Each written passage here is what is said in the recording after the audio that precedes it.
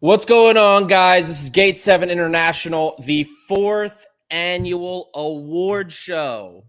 2 days ago, I couldn't believe we were on number 4 of these. It's crazy, the amount of time that we've been here. Almost 4 years for this show. Ridiculous. But before we get on to everything with the awards and we start talking about who the winners are, let's first welcome my co-hosts, Costa and Marcial. Boys, how are you doing today after another full day of Euro matches? Yeah, those are the best day, man. Rainy Sunday with 3 football games on. It's nice. It's really nice. When you have no children, no choice to make. Oh, yeah, that's true. They don't make it easy to watch. I thought, it's Father's Day. I buried the lead on that one, too. We should say Happy Father's Day to all the fathers here. Costa, you're a father. Happy Father's Day to everyone that's in the audience with children as well. Costa and I have firsthand experience what it's like to be a father and be doing all of this.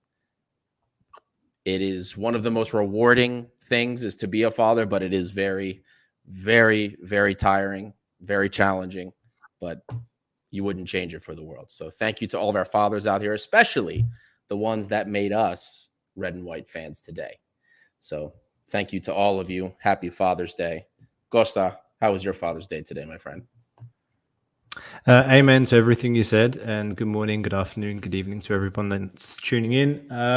Actually, we celebrated it here last weekend. So I think it's like an Anglo-Saxon US / UK thing. So you have to celebrate it on a different weekend. And just now, England have beat Serbia 1-0. Was just turning my head around the last couple of seconds to see what's going on. England hanging on by the skin of their teeth. But yeah, screw that. It's between Greece being out of the competition and England being such a difficult team to follow. Can I count on Belgium? Not really, but okay, they're playing tomorrow. Screw it. Let's get back to olympiacos. What matters most? Absolutely. And everyone who's tuning in, about over 100 of you have tuned in so far. So thank you, everyone that's been tuning in. While we have you, take a quick second, hit that like button. Costs you nothing, but it helps us immensely. Subscribe if you like what you hear. If you're just tuning in for the first time, be a part of the red and white community. There's a lot of great stuff that goes on here, a lot of great content that comes out. I'm sure there's something for everybody. Scouting reports, it's the season for deep dives. So plenty of transfers coming. You'll get plenty of scouting reports on all of the new players that are arriving. You can also support us on Patreon. Patrons can get early access to deep dives, scouting reports if they're content tier members. You also can get access for $1 a month to our WhatsApp chat, which is pretty ridiculous, and it's a pretty ridiculous community that's been built out of that. Just in fact, today, 2 of our patrons from 2 different states just met each other at a bar in Baltimore, and we're watching the England versus Serbia game. It was pretty absurd, but it's an incredible community. And we also share stuff in the Patreon chat that we don't always share on social media. So it is a great opportunity for you guys to go check that out and to also see maybe some things behind the scenes as well. So it's very, very interesting stuff that we have going on for Patreon. Now, real quickly as well, this year's annual Gate 7 International Awards are brought to you by Gate 7 Collects. If you're into sports trading cards, get on the popular Whatnot marketplace. That's the Whatnot app. And check out our friends over at Gate 7 Collects. They buy, sell, and trade football cards as well as other sports, all from licensed, reputable companies such as Panini, Topps, and Nostalgia Futura. You can get exclusive Olympiacos cards of some of your favorite legends, numbered, limited to patch, game-worn, autograph club legend cards. So download the Whatnot app and check out our friends at Gate 7 Collects. That's Gate, the number 7 Collects. You can also follow them on Instagram. That's at Gate 7 Collects. So thank you guys. Thank you to the sponsors of the award show. We'd also like to thank our newest patron, Alexis K. So thank you for joining the Patreon community. It is a really great time to become an Olympiacos fan and to join the community, given everything that's happened. This summer is going to be a big summer. not just for Olympiacos, but for us as well here at Gate 7 International. And to start that off, we have a big announcement for you guys. Stick around. We will tell you what it is during the show, during the end of the show. Some fun stuff to kick off the summer for us. So you can check that out after we go on with the awards. Now, possibly, boys.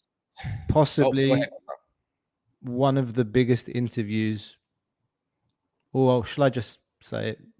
One of the biggest interviews we've ever done is That's coming correct in terms of context. So huge. Stick around. Huge stuff. Stick around. It's a fun announcement, and it speaks to a level that I don't think many of us thought we would be at least for this show. But anyway, so it's really fun. We're excited about it, and we hope you guys are too. Now, before we get to the award show, guys, I wanted to take a quick minute and kind of reflect on what transpired this season. Because this season, while in terms of calendar year was no different than any other season in duration, felt like 3 seasons in one. And what I mean by that is we have gone through, multiple coaches, a lot of different things have gone on. And I think we really need to take a second and just look back on what happened. Because you guys realize just over a year ago, we hired a sporting director, Antonio Cordon, and then literally less than a year ago, he hired the first coach we had of this season, Diego Martinez. Does it feel like it hasn't even been a year since that happened? Either of you? No, it's sometime when I looked the YouTube video on Super League mixes about the European journey, you just realize like so many players took part on this season. Like you had Vrusai giving assists in Europe, you had Biel scoring against Kukarici, if I remember, away when he has his blonde hair. You had like Andruzos playing. You had so many players that just played in the summer. It seems so far away. Like you said 1 year ago, but to me it looks like 2 years ago, 3 years ago.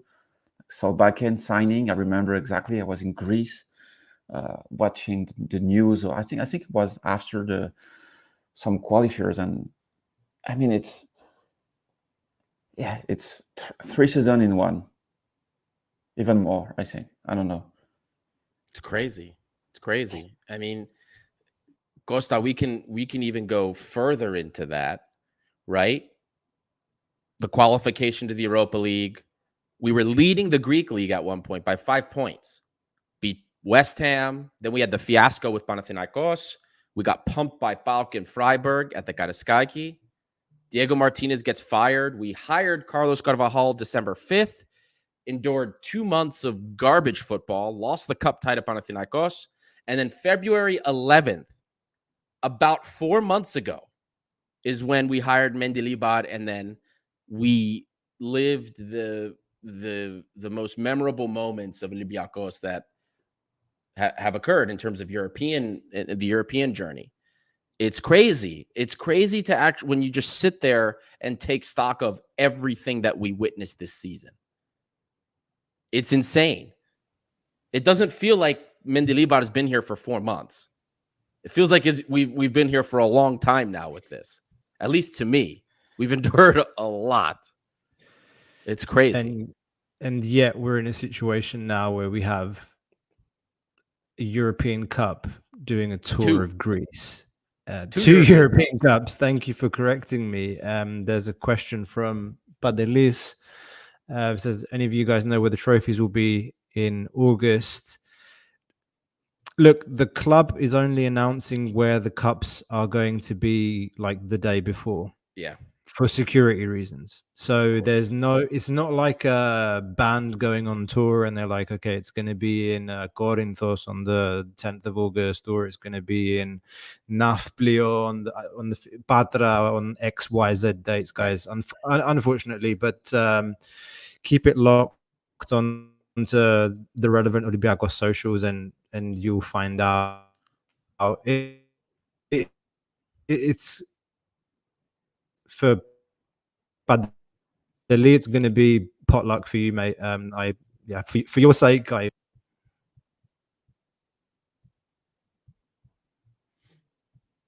Yeah, I think right this week it's in Crete, right?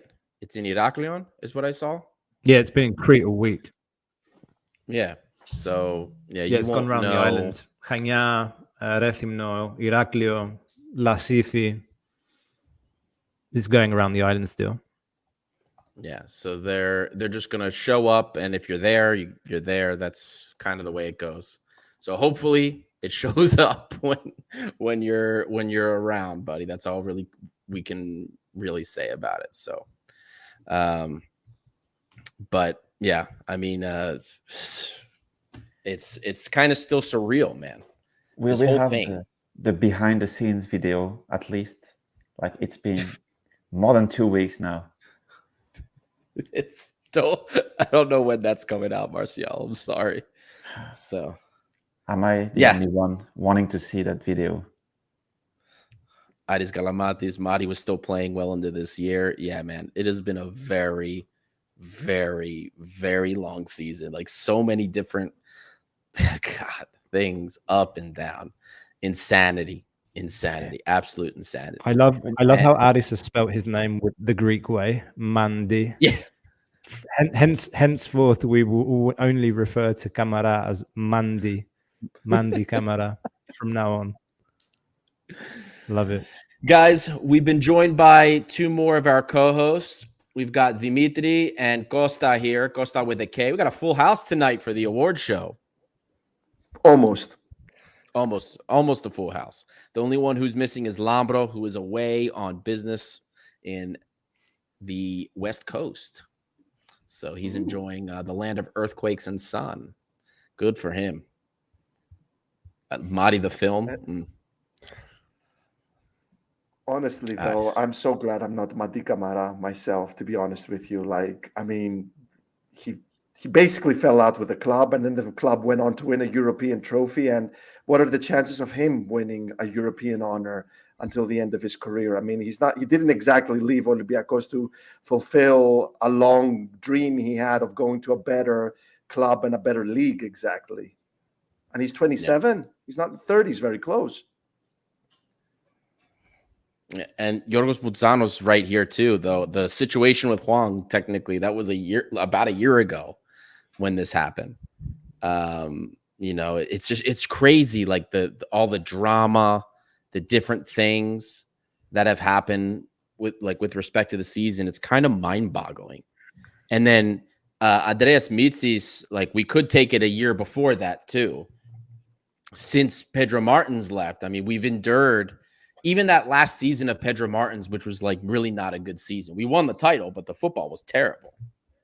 We've endured over 2 seasons of a kind of nonsense. And here we are. It's insane. It feels like an eternity almost.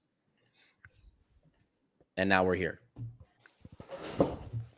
And we got a lot of people to thank and honor. Let's get into this. Absolutely. Let's do it. So we've got, as you guys know, we have the awards today. Your votes came in. We tallied them up. And we're going to bring up our first winner today. So the first one we're going to do is the best Greek player. Your vote for the best Greek player of the season. This is going to be the first one that we do. And in actuality, there were only 3 players that were voted for this award. But the winner in the end would end up as our captain, 2nd time in a row winning the award. And that's Kostas Fortounis. And incredible stats this year from him. Unbelievable. I forgot actually that he had won the award last season as well. So 2 years in a row, he's won Best Greek for us.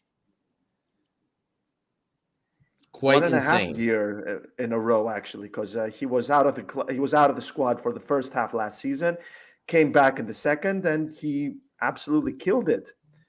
It only took him 6 months, 4 months, 5 months to stand out, and he carried us in Europe during the Europa League in the first half of the season. Then we got some really amazing players in arguably our best ever January transfer window. Absolutely incredible, absolutely impactful is Kostas Fortounis. And I'm looking at the Euros right now, and I'm thinking to myself, what could have been if, everything that happened at Ethniki never happened. Yeah. Is it crazy to say that this was his best ever season? To me, it felt like his best. I think it was. It really felt like. I mean, he carried us in the first half for one. I mean, his impact and his influence in the second half. I mean, with players like Daniel Podence, the way he complemented Chiquinho, Eze, and Horta, absolutely. He just felt very complete, especially once Mendilibar came in and he got him to defend a bit as well, and the press. It was very mature, like a player who's understanding the game a lot better, in my opinion. It was incredible. Never expected I'd see this, to be fair. Well, and then here's what's more remarkable about this, right? He was unbelievable in the first half of the season, and he's had seasons here where he's had some remarkable contributions. The first season with Pedro Martins, I believe it was the season under, was it the 2016, 2017 season? He's had some great seasons, but this Marco season, Silva. Under Marco Silva, correct. 15, 16, But this season he had that. And don't forget, when Carvajal was here, he had 2 months of very inconsistent usage. And then when Mendilibar came, the offensive production did drop off from him because he was doing more defensive work. And he still ended the season with 30 goal contributions and everything that he did, which is, and he's not as young as he was. I'm not going to say he's old, but he's getting to the age in football where it's, you're not expecting these players to be able to do this for 90 minutes. And the player that we've known has never been known to really do the work on the front and the back end of the ball. So all of this makes this accomplishment for me even more remarkable. Especially some of the types of goals that he scored. He had some magical ones for us. I mean, even the toe poke against West Ham, which led us to get the win against them. Just incredible. I think for me, the biggest stat on that picture is like 49's appearance. Yeah. Because no one probably was expecting Fortunis to play that much. And probably I think you mentioned the Ethniki before, but the fact he quit Ethniki is probably the biggest news, because I think it was on the last Nikolakopoulos article I read, he said that Masouras belongs to a category of 7 players that have played the most whole divisions mixed. If you include the selection, he played like 63 or 64 games. And I don't think Fortunis can play 60 games if you include the national team on top of Olympiacos. On an Olympiacos that wants to go further in Europe. And that's probably the biggest news. He had only one thing to focus on, which was Olympiacos. Like, no negativity. The negativity around the club is big. We all know it. So there is no need to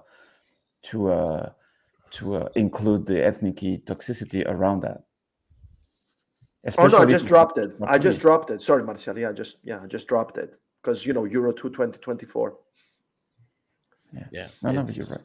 But did we all vote for Fortounis on this one? I did individually. Can we see our votes? Because I did mine so long ago, I've forgotten. I don't know what your individual votes were. I just tallied them all up. Because I went on the Instagram just now. I went on our Instagram and I tried to access our stories, but it doesn't give me a breakdown of the results. Unfortunately, you have to, when you go into the archive, you have to view it you go into the archive, you press the story that you were looking for, and then you have to tap like you would a normal story to see who liked it and who interacted, and you can see it all there. So for those of us that are here, this was unanimous, as I understand it. Brilliant. Okay, so I need to find my name. Jesus. Okay. Even Martial voted for Fortounis.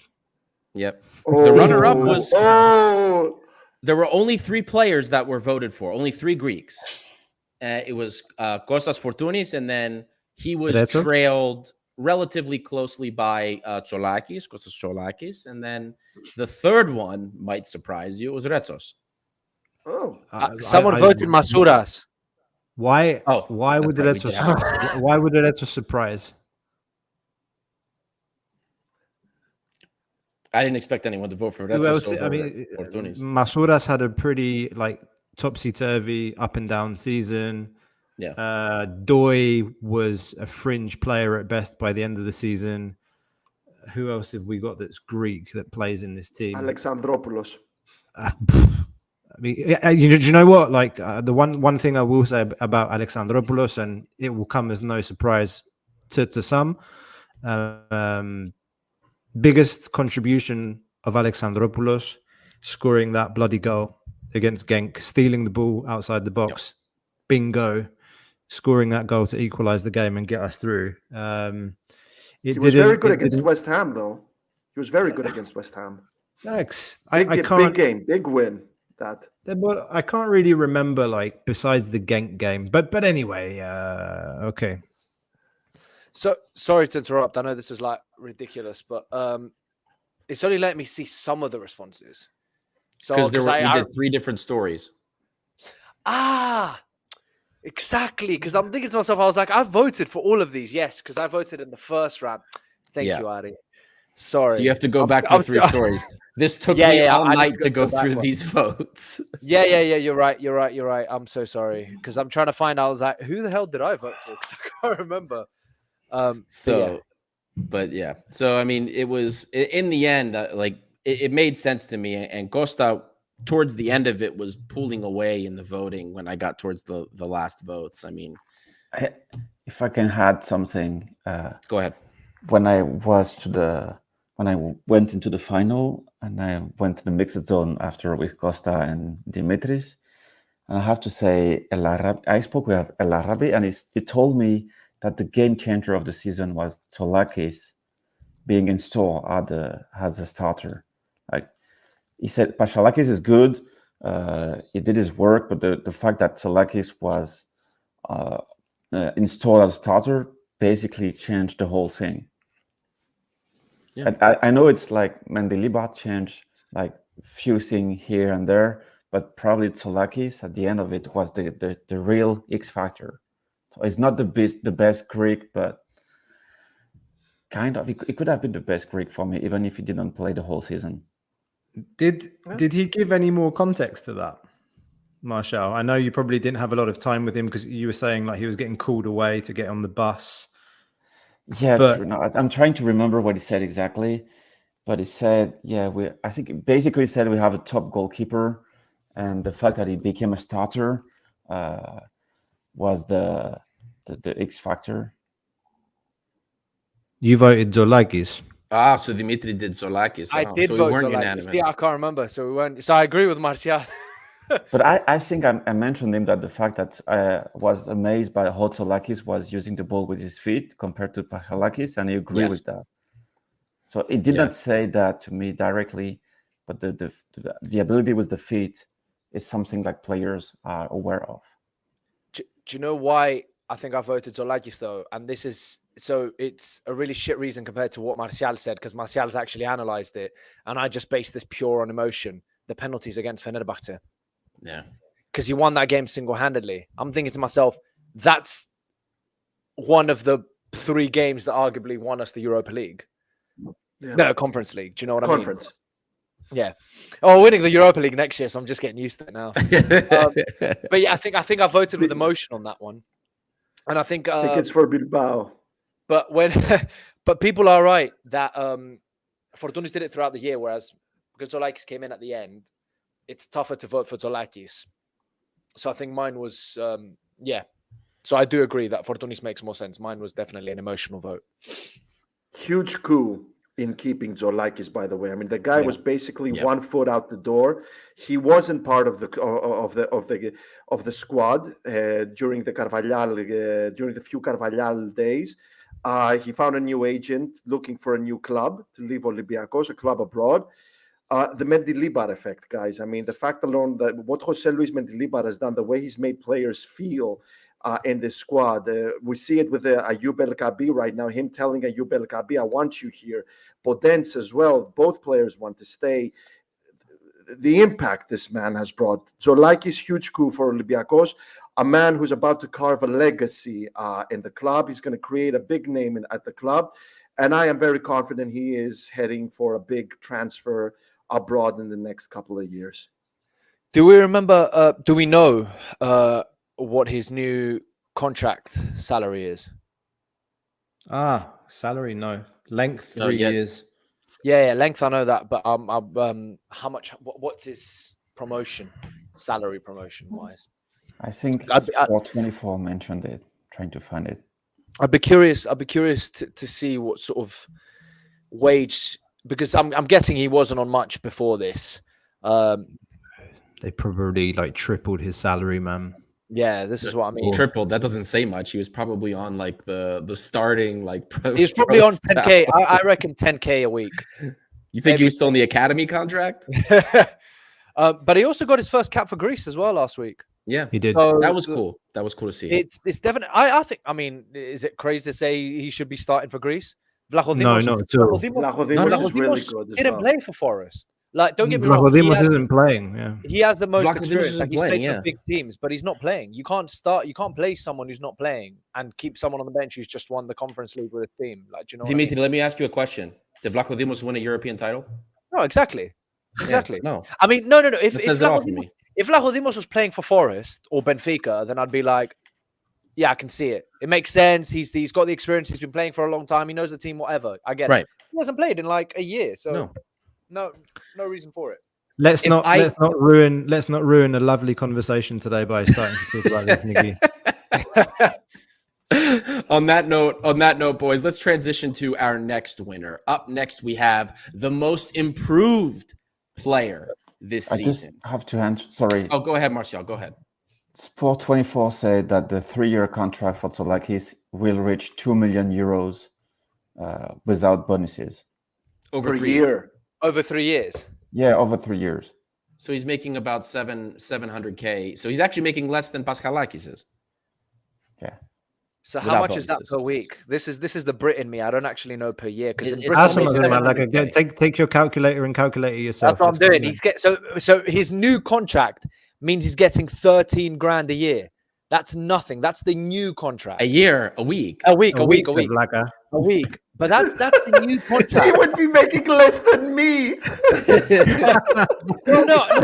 But do you know how crazy it is? Like, do you know Oh how my crazy? God. They've tripled his Podcast wage. moment of the year right here. Podcast moment of the year. He's- Dimitri saying that Tsolakis makes less than I do. No, but what my point is, my man is he's just tripled his wage. We're thinking he's tripled his wage and he's making 13K a week, right?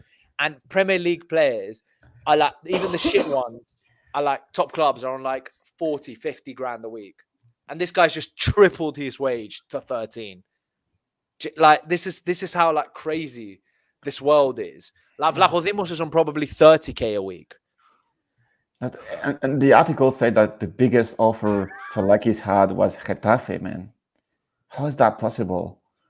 No better club than Getafe came for him. I mean, Good for us. Yeah, true, one, true, true. better for us, but two, like, okay, like I understand maybe why some clubs, a younger keeper in a league, a smaller league, might not want to take the risk for the money. But in Greece, it doesn't surprise me because what goalkeepers in Greece make more than $1 million a season? I think right now only- Pascalakis. I wonder if Roberto was making close to $1 million. He was. Nicopolidis maybe that was on that kind of contract. Right. Was Sa maybe? Maybe. I'm not sure because And- he stayed a couple of years and then left. Right. Well, after we sold him, didn't we offer him a deal for it was supposed to be a really big deal. It was like 1.2 or 1.3, which for us is a lot of money in Greece. Like goalkeepers don't get paid that much. Pascalakis is getting close to $1 million, which is I think he's getting paid more than any other goalkeeper, or at the time when they gave him the contract renewal, was the most any goalkeeper in Greece was making. So, I mean, what can we say? But look, either way, like it's great. It's great for him, great money for him. And we'll move on to the next one, which is the most improved player. Now, before we go into who the actual winner was, why don't we go around and say who everybody voted for, and hear what our thoughts were, and see if we match what the majority was. So, Martial, we'll start with you. Who did you vote for your most improved player? I'm trying to find who I vote for. The Oh, no, most this is gonna improved be a probably long has to night. be Retos for me. Guys, get the Instagram out, get it up on your phone, and then just go through each one, and you'll remember who you voted for. Here's my That's what Instagram. My Did Instagram is your right here. mind change from the moment that you voted? Like, I don't know. But yeah, that's the I'm thing. You right get here. influence because we can see the results in front of us, can't we? I can see who we voted for as Gate 7 International through everyone. That obviously affects it. So Fortunis, for example, before, obviously I was like, yeah, of course I voted Fortunis. Fortunis is the obvious answer. Turns out I hadn't voted Fortunis. So you get influenced by what you see 100%. Well, And what? just a quick one. Whilst Martial is looking for his answer, I just looked up Vlachodimos' wage, 45K a week. 45K a week. That's triple what Zolaitis is getting.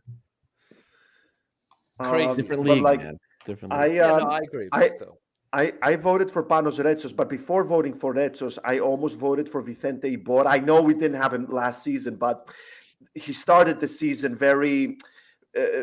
He seemed very poor at the start of the season. Then he suddenly transformed into such an impactful and influential player. But yeah, I went with Retsos because we had him last season. I thought that made more sense. I voted for Rodinei because I thought he was our best player by a country mile first half of the season. I honestly thought we had one of the best right backs in the world. I was so gassed with him. And even though I know he wasn't like shit or anything in the last season, but he was just incredible. Like I thought, I was like, how the hell have we got this player in our books? So that's why I voted for him, which is crazy considering I voted for Zolaitis for best Greek, but not for most improved. That's a fair shout. Like Rodinei's it's probably like not the first name that will come to your mind, but it's true. Like the first half of the season when we were finding it hard to kind of break teams down, or like, you know, the creative spark wasn't really coming from midfield. It was, you know, our game plan for much of the first half of the season was get the ball down the right hand side to Rodinei. Rodinei's going to run at someone. He's going to cross it in. Something's going to happen, and we're going to score. That was our game plan for a while when we weren't, you know, we didn't have ideas. Like we didn't know how we wanted to play. The team didn't really have identity. We relied on him a lot, and I think that showed towards the tail end of the season when he was just like completely gassed. Even in the final against Fiorentina, man, he was. You know, like it doesn't matter because we won 1-0, but like but was not one of his best performances by far. I think by the end of the season, he was super tired. This is why we need a good backup, or at least a semi-decent backup for next season, because the man, he was putting in 10 out of 10 performances for the majority of the first half / 2/3 of the season, and then it dropped. It didn't drop to like 4 or 5s. It dropped to like 6 or 7s. He was still very consistent, but it just wasn't the same. He wasn't that amazing player that we were seeing because he was gassed. So we need someone to give him breaks. You got some people that agree with you in the chat, or you know, giving some full knowledge right there, boys. Full knowledge. And we are having a big replacement coming up. It seems based on what we're reading. You can Costinha. Just a quick tip, guys. You can find the reply on your own Instagram, on your activity, on your account. And by the way, I voted for Tsolakis for the best Greek, not Fortunis. There's no Fortunis votes on my. I can't find it. Shocker. Yeah. Okay, so nothing unanimous there, nothing shocking either. But for this one, I voted Zolagis as well, and you know, the chat is all going off about Retsos and Zolagis. I think those two were well, we'll see who the winner was, but definitely those two are in the mix. For me, like I kind of wanted to give it to Retos, but then I thought about all the bloody penalties he gave away. But And this is and Costa Arezzo's a guy that was sold for 25 million a few years ago. He's not some shit guy that we've had who's been shit his whole career. Like this guy has been better than what he is at the moment. He's coming back to where he used to be, so we can't say he's most improved. Man, his performances against Genk, those first two games of the season, they were so important, man. Like the team was nowhere near ready. Like he held us like at Skaggy. He was an absolute beast that game against them. Nothing was going through him.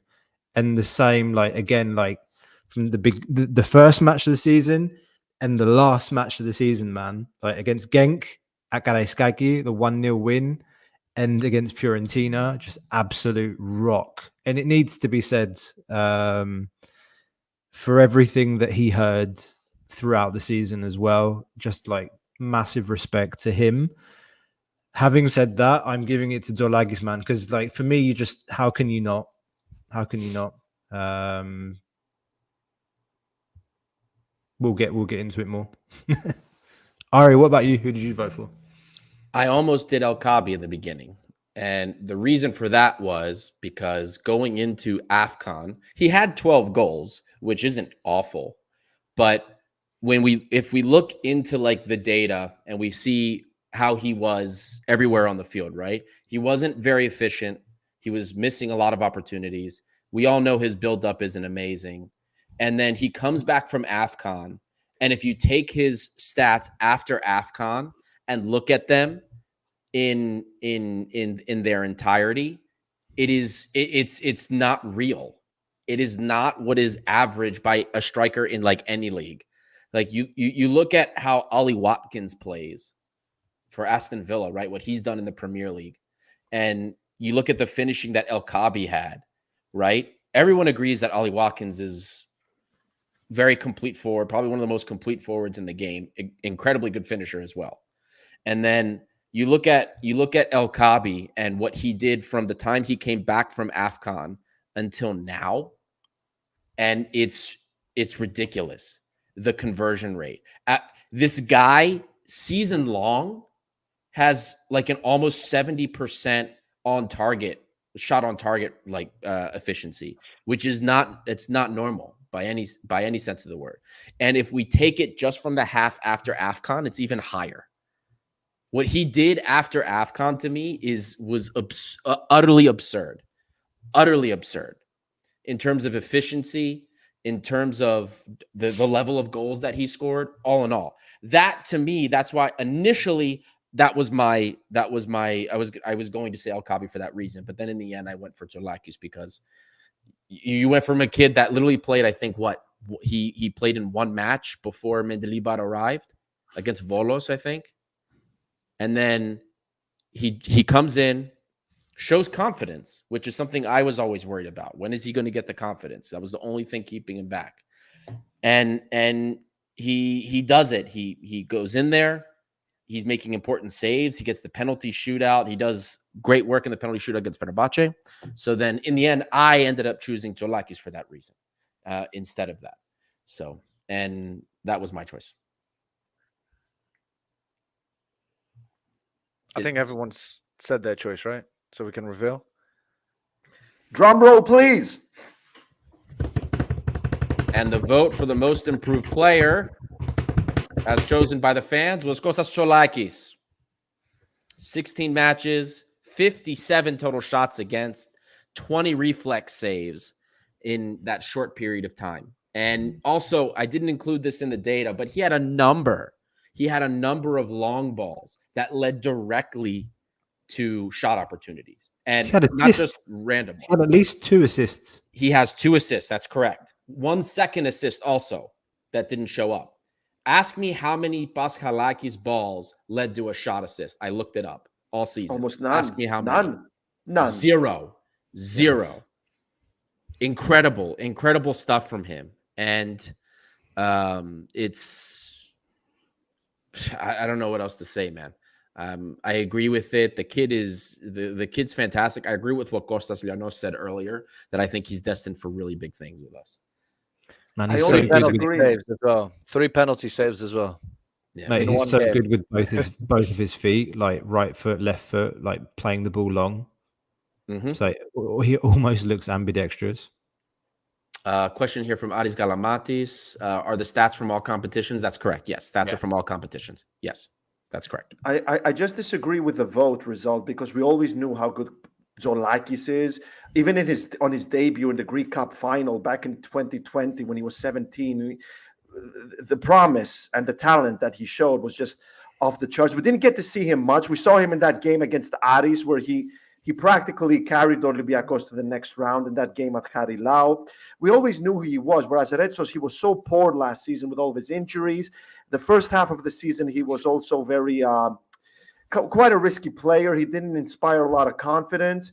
And we're all thinking, oh, Retsos, flash in the pan, has been. He's going to be playing in Qatar in about 6 months.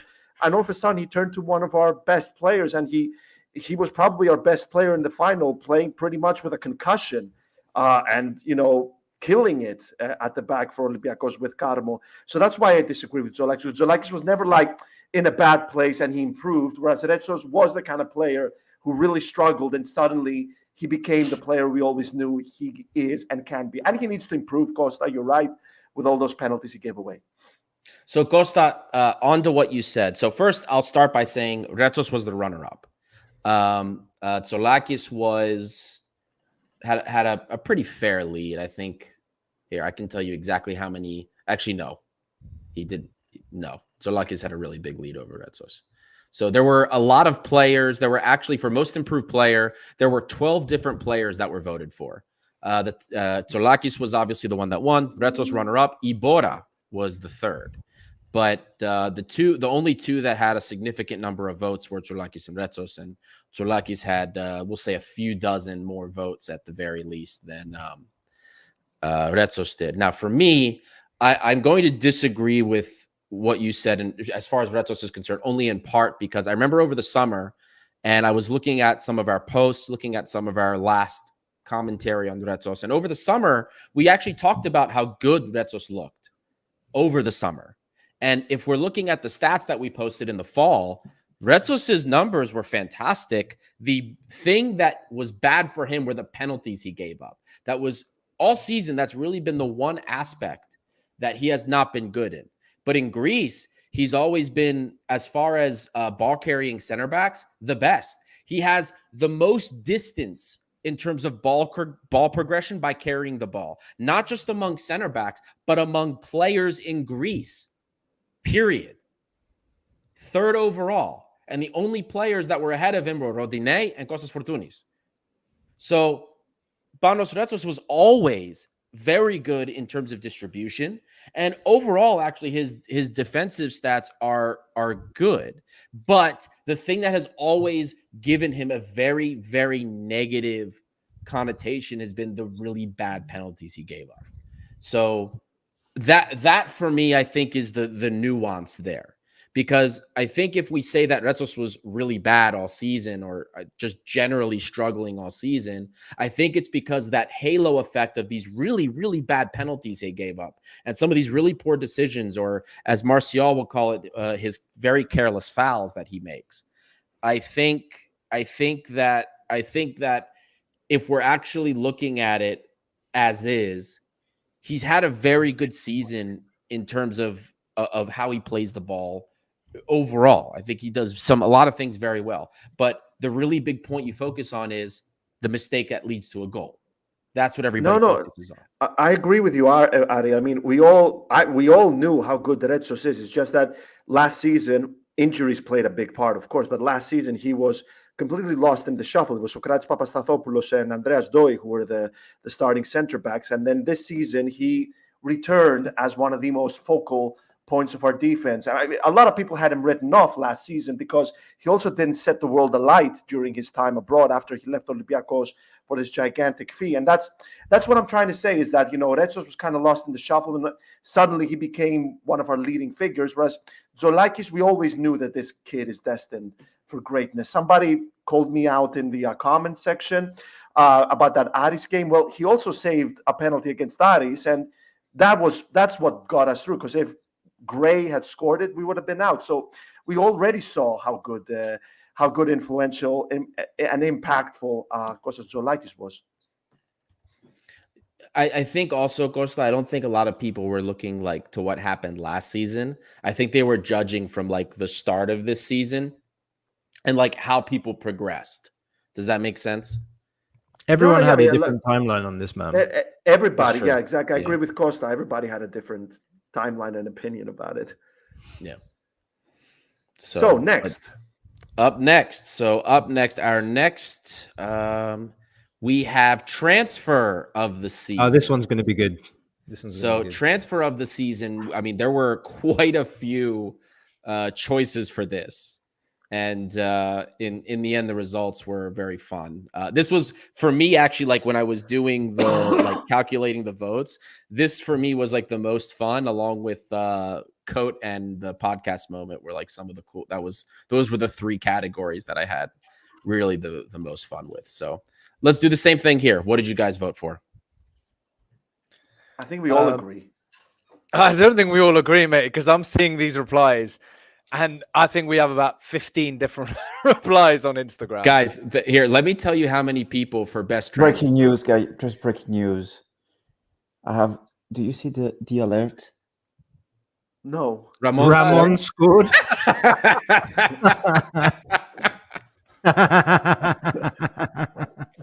Stop. Oh my God. There were 9 different players that were voted for transfer of the season. 9 different players. I'm trying to look on Instagram my answer. I can Who go remembers first. who they voted for? I know first? my one. I remember my one. Is it? No, mine was El Kabi. Mine is Yeah. That's what I was saying. Mine was Sorry, I as thought well. you were guessing mine is Faisal. Mine's El Kabi. I mean, the man scored like 30 plus goals. He won us the Conference League. I mean, do I have to explain more? The guy was. My best player. Yep. Best No, your transfer. best transfer. Yep. Chiquinho.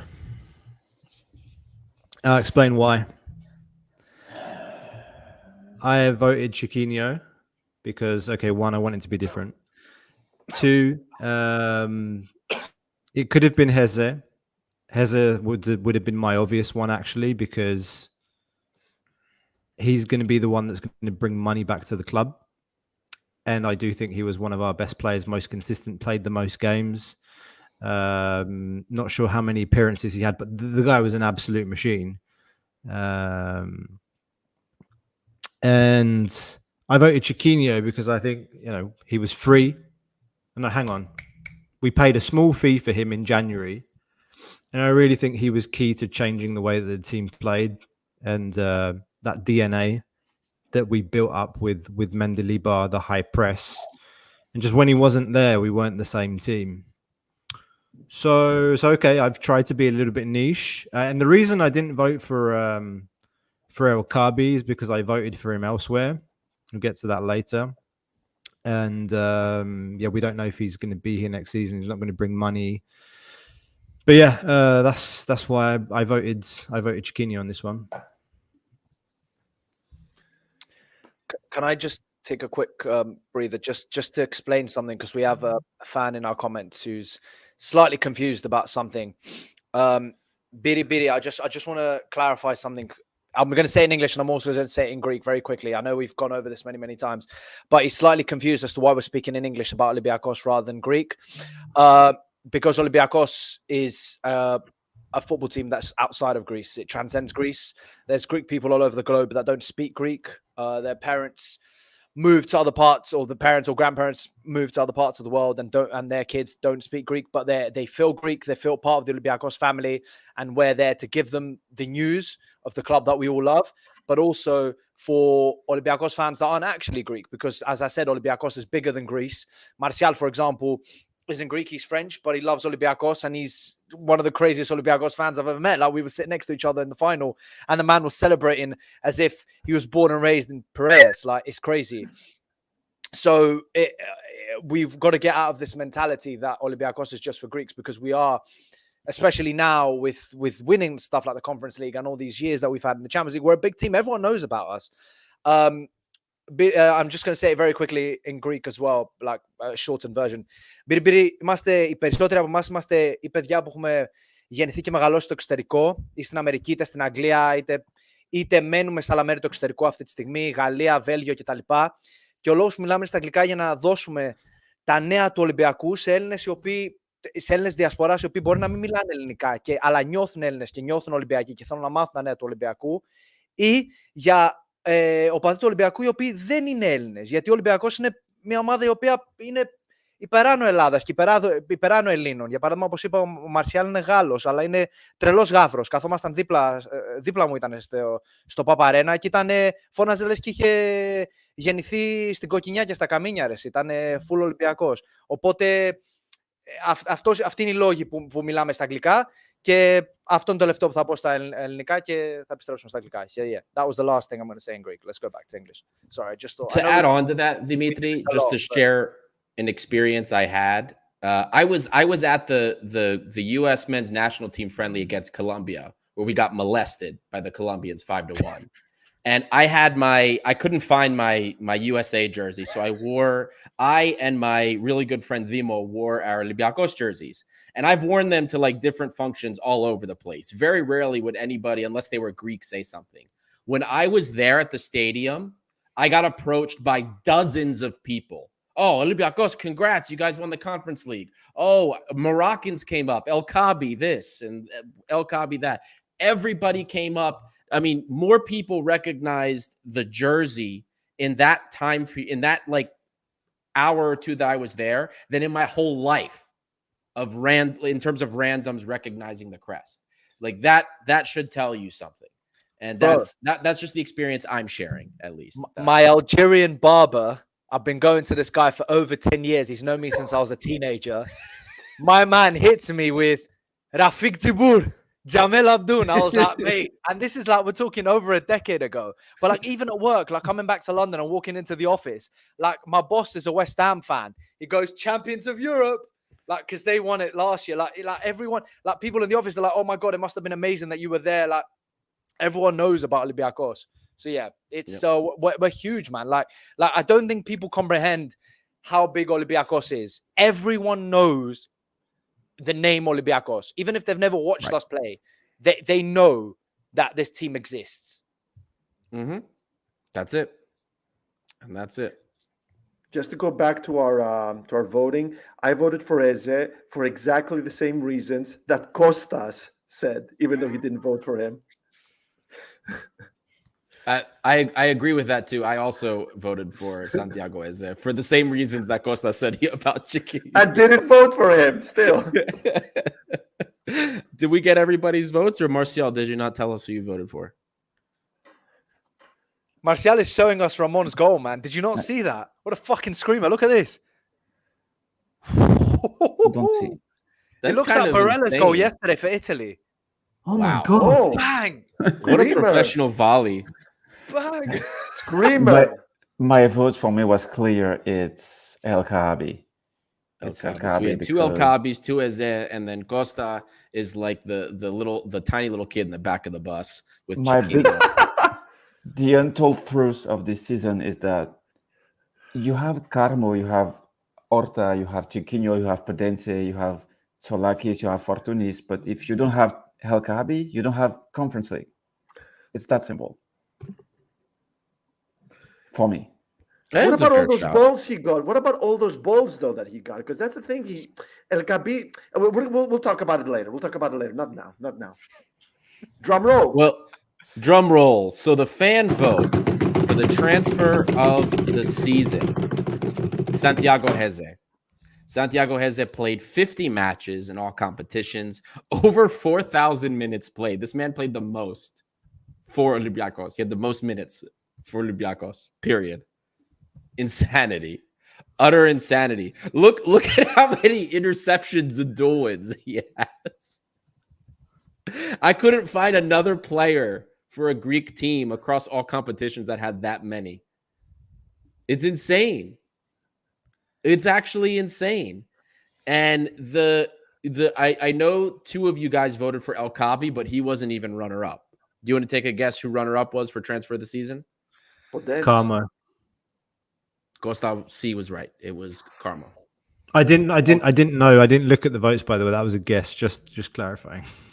Can I It was just Karma. Yep. I just need to say something on Jesus, which Adi touched upon it very briefly, but the appearances and the minutes played and the consistency is something that in our day and age, in our modern football, you don't see enough, and you really need to rate it. So even though I voted for El Kabi, out of everyone else who was an option, the fact that Heze was our most played player and played the most minutes is... I get it. I'm not mad about that because it's so crucial and you don't get that enough nowadays. Like you see it with like amazing players like Thiago, right? Who's just a magician on the ball. This year he played 14 minutes for Liverpool. What am I going to do? I don't care if you're fucking Ronaldinho and Messi on crack in those 14 minutes. You're not going to win me anything in 14 minutes. So I really understand and accept this result based on the fact that Heze was so consistent and played so many minutes and was always like a guarantee. So I'm with you on that. Referencing Pango 7's comment, Mendilibar got votes for transfer of the season. So, but can I also bring something up here too? We never talked about it on the show, but we talked about it quite a few times on socials. The CIES, the Football Observatory, the one that pulls together a lot of great stats. They actually use Y-Scout and they make all of these great rubrics for how they grade certain types of players. And they created a new rubric for what is called the most impactful player in Europe, in each league, in each team. And they took various things like both the behind the ball capability, goal creation. They put it together to determine who creates the most impact on each teams. And it's not just players that score goals or even create goals. It's players that do a lot of work and create in any way, shape, or form opportunities for their teams to gain advantage. The most impactful player on Olympiacos was Santiago Heze. He was considered statistically, the way that they did it, to be our most impactful player. The second most impactful player was Kostas Froutounis. The third most impactful player was Daniel Podence. So and the reason Santiago Heze was considered our most impactful player, he doesn't have the most assists. He has like a goal, I think 1 or 2 assists. But the interceptions, the number of interceptions he's made, the number of dual wins he's had, the number of times he was able to stop dangerous opportunities against us and then create a dangerous opportunity for us. While it might have seemed like a simple pass or something, it was his action in our defensive third that created that. And that is why he was considered by the Football Observatory to be the most impactful player on our team. So for that's all of that came together, and that's why I considered him to be our transfer of the season. Because I just saw so much from him behind the ball. And I've spent all season defending Heze against some people, some of our audience that think he's like the worst footballer that they've ever seen. And that's maybe part of the reason why I chose it as well. But there's just so much that goes into this. This guy's absurd. I would just like to say about the runner-up, David Carmo, who was absolutely incredible. I mean, center back styled like Olof Mellberg, like Ruben Semedo, like oh God, I forgot his name. One of our greatest center backs of all time. Oh my God, he's gonna come. Avram Papadopoulos was incredible, but I'm thinking of. I was thinking, where did that come from? Yeah, I'm thinking. like what the. I'm thinking. God damn it. That didn't. I'm very. Jorge Bermudez, that's the one you're thinking of. No, of course not. But anyway, I had a chat with my sources about Carmo. There's a big discussion about whether or not Olympiacos can keep him. They're discussing a new loan. They're discussing about buying 50% of his rights for a good price, 50% or 60% with a bit more money. And Porto are not budging. And there was a big meeting with Villas-Boas and the new manager. The fact alone that they called him up for a meeting shows that they like him and they want to keep him. I mean, if they didn't like him, then that would have been an email kind of thing. But anyway, what I understand, there were rumors linking Nottingham Forest in this. And what I understand is that Nottingham Forest haven't even discussed Carmo. And it's pretty much just a lazy assumption to just, link, Carmo with Nottingham Forest just because, the owner owns both clubs. Well, Rio Ave officially as well as of today. So, that's what's going on with Carmo. June 17, 5 to 1 a.m. Greek time. That's what we know about Carmo. Can I just say something? I rate Carmo really, really highly, and I rate Kostas's ball knowledge even higher. I think he's an excellent journalist. But if you ever compare Carmo to Olof Mellberg again, I'm going to virtually slap you, because Olof Mellberg was arguably the one of the best players I've ever seen play for Olympiacos, and by far the best defender I've seen play for Olympiacos. That man was incredible. So Carmo has a few more. I just compared him. I didn't say he was like out. There's no way. No, Carmo was brilliant, but Olof Mellberg was different class, man. Hey, next season's another season for him to. Yeah, let's see if he keeps it up, then take maybe over the Viking. But no, Olof Mellberg was what a man. So craziness. Yeah, a lot of 9 different players were voted for. Kini got a couple of votes. Funny enough, Kini, Ibora, Horta got some. Chiquinho, Costa was supported by a few people. I think Chiquinho came in 5th. Yeah, 5th. So lots of some great shots and some great reasons. And I don't think there's any one right answer, to be honest with you, because every transfer we had, or almost all of them, had impact in some way, shape, or form. So you have Martin Novoselac. That's who I was thinking of. Martin Novoselac. Martin Novoselac.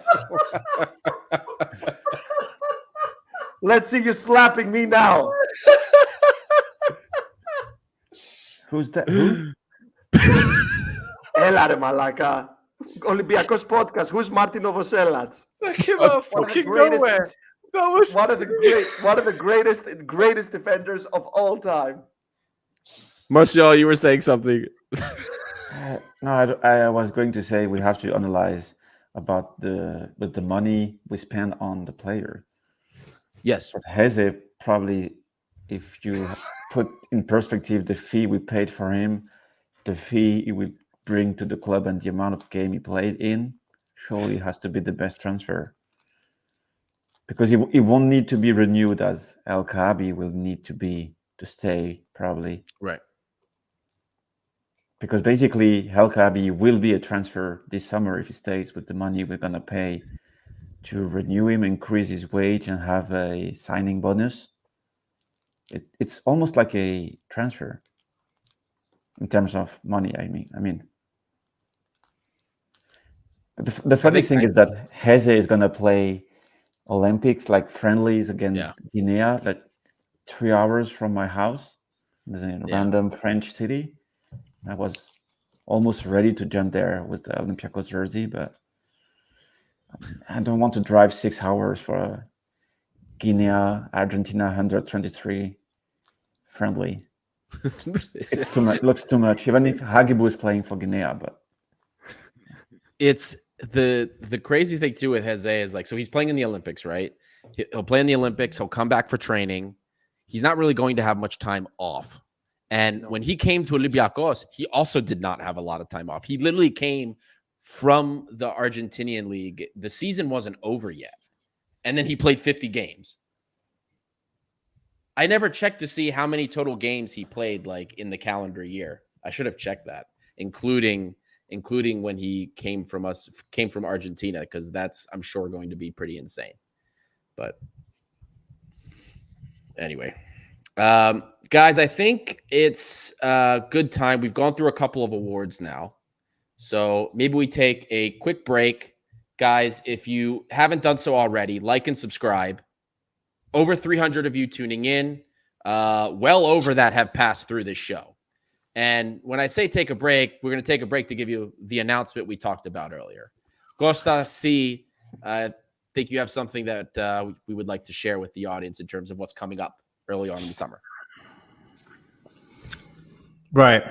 So I'll tell you a story before link to Heze and link to the person that we're bringing on to the show. That game against Freiburg, the first group stage game, Heze gets elbowed in the face. Was it kicked in the face, elbowed in the face? Elbowed. We all remember we all remember like a blatant elbow, an elbow, no yellow yeah. cards, no foul, Not even a foul. no free Not even a kick, foul. no nothing. Heze goes down, he's bleeding, he's broken his nose, and Salai. That was Salai who did it. and Heze's gone to the tunnel. And you know, Heze's got this baby face, like you look at him, you think probably, you know, he's a good boy. Like apparently Heze was waiting in the tunnel, like right after that, like waiting for the whistle to go at halftime, screaming at Salai, come over here, I'm gonna fuck you up. Anyway, the person that told us that story was Kostas Karapapas, the vice president of Olympiacos, and Kostas Karapapas will be coming onto the show at the end of this month. So that is the big announcement, ladies and gents. That's a big one for us, big one for you. If you haven't subscribed already and you're listening now, subscribe to the channel, hit the bell, get notified when that interview goes live. That will be a live stream, I believe, but we will also send out. You can also send us your questions already. Our email is gate7intl@gmail.com. Or you can send us questions on socials. Stay tuned to our socials. We will streamline that process. But just to let you know, that is the big announcement. Kostas Karapapas coming onto the show at the end of this month. And it's crazy because the reason it's crazy is we have the guy is the vice president / general director of Olympiacos. We have a high level executive of the club for the first time joining us for an interview to talk to us about things. And if you watch Verveles's show, he interviewed Karapapa, and actually he said to Verveles that he was coming on the show then. So maybe you kind of had an idea it was coming beforehand. In English. That's right. In English. So it's incredible. And it's really cool. It's really cool for a lot of reasons, guys. But most importantly it is really the first gesture of the club coming to communicate to the diaspora. So the importance of a project like this, Gate 7 International, is to bring that voice to the club. So really big things, and none of this could be done without you guys. So thank you for the support, and we're excited for that interview. So a lot of great stuff, a lot more communication with the club, and hopefully more interviews like that to come. So definitely a reason to like and subscribe. So hit that button. Join the Patreon community, like we said before. Merch is available. You can get some fun stuff too. So we're one thing I wanted to address, because we have gotten some messages about it. I've gotten a lot of messages about it. The international shipping, we know, trust me, I have been working on other ways to go around and find different ways for international shipping to make it faster and less expensive. We do have a way where we can get our merch to Greece for free, specifically to Piania. And from there, it would be a lot less expensive for us to get stuff to people around Europe. I am working out the details for that now, but it will take longer in terms of the transit time to get to Greece. But we're working on different ways to try and get things less expensive because the product is made here in the United States. All of our brand partnerships with Adidas, what am I missing? Champion, Adidas, Champion, the brand partnerships we have are based here in the United States with the North American representatives. So we are working on ways to get that to Europe and faster and cheaper. So we've heard you. We're working on those, and we're going to have updates for that in the coming weeks. So, but anyway, hope you guys are excited about that news as we are. Really fun stuff coming. And I guess we can get on with the next awards. And it is. So up next, we have ourselves, I believe it is goal of the season, if I'm not mistaken. Yes, it is. We've got goal of the season up next. Now, this one was not even close. There were quite a few goals, but like there was one that just took everybody by storm. But before we get to that, what did you guys vote for? Surely we all voted for the same. It's two options, really. Yeah, the scissor What's kick. the second one? The second one is the goal in the final, just because of its importance. But Yeah. but the most Good beautiful job. goal is the most beautiful goal. I mean, we all voted the same.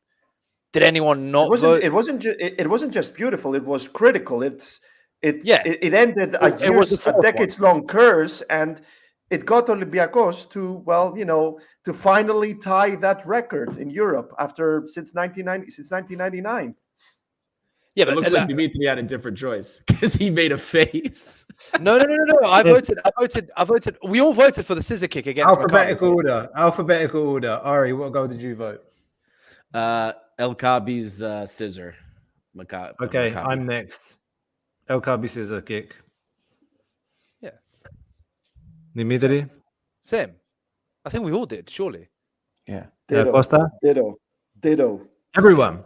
Yeah, come the on. best was like we had comments for the vote and it was just Salidaki. Like that was and I knew what they were referring to, but like it was just that. Can I tell you something? I don't know if I ever told you guys this, but when I was watching the game, I was watching it on the couch with my dog, and I swear, like the dog was on the sofa with me. It doesn't sit on the sofa normally; it's like sitting on the sofa. We scored the first goal earlier. I was like, Jack, you're not moving from the fucking sofa. Literally, you know that Greek thing, the Greek like thing kicks in. It's like Jack, stay on the fucking sofa. Jack stays on the sofa. It's like 2-0, mate. Then. The play that leads up to the El Kabi scissor kick, you've got the ball that goes out to Ortega. Ortega puts the cross in, and the screen freezes.